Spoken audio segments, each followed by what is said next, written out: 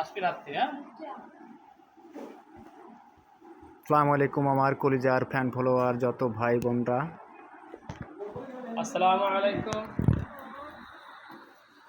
আমরা আজকে 18 তারিখ, আজ 18 তারিখ যোগীবল বিশ্বাসপাড়া জামে মসজিদে জামায়াত ইসলামী উদ্যোগে জনাব আব্দুল গফর সাহেব এমপি মহোদয় নির্বাচন করবেন।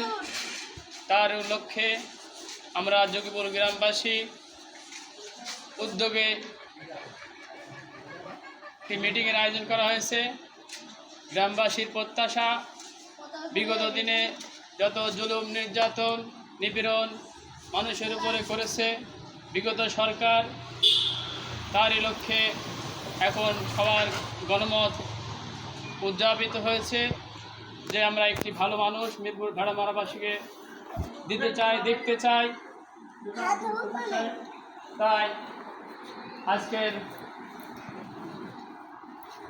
বৈষম্য বিরোধী আন্দোলনে, ছাত্র আন্দোলনে যারা শহীদ হয়েছেন তাদের রুহে দোয়ার মাগফিরাতের জন্য দোয়ার আয়োজন করা হয়েছে যোগীবল বিশ্বাসপাড়া জামে মসজিদে।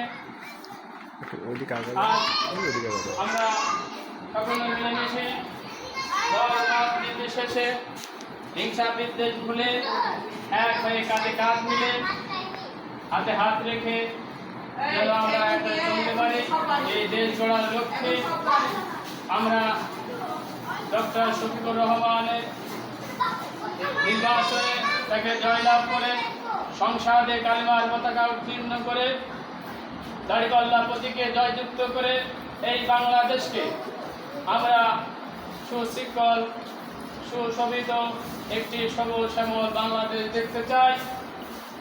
আমরা আর জুলুম সরকারকে দেখতে চাই না, কোনো জুলুমবাজকেও দেখতে চাই না। আমরা একটি ইসলামী রাষ্ট্র কায়েমের লক্ষ্যে আমাদের এই উদ্যোগে এই যোগীবল গ্রামবাসী ছোট্ট একটি গ্রাম আব্দুল গফর সাহেবকে আমরা দাওয়াত করে এখানে এনে আমরা তার উদ্যোগে বলতে চাই যেন এই মিরপুর ভাড়ামারাবাসী চাঁদাবাজি জুলুম আগুন নিপীড়ন যা করেছে এগুলো আমরা দেখতে চাই না। আমরা শুধু এই মিরপুর ভাড়ামারাবাসীকে দেখতে চাই, আব্দুল গফর সাহেবকে।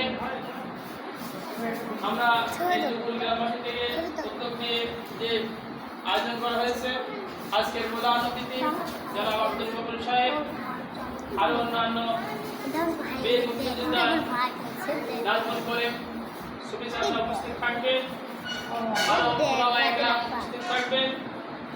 আর ছোট্ট একটি অনুষ্ঠান, আমরা যেন এই দোয়া অনুষ্ঠানকে সুন্দরভাবে পালন করতে পারি, আমরা যেন দেশবাসীকে এক হয়ে চলতে পারি, এই দোয়া ব্যক্ত রেখে দাড়িপাল্লার জয়যুক্ত হোক, আল্লাহর কালেমার পতাকা উত্তীর্ণ হোক,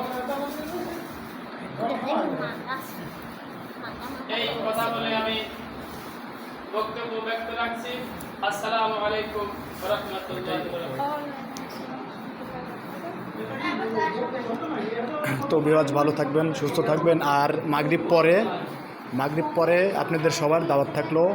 অনেক অনেক ধন্যবাদ। Thank you.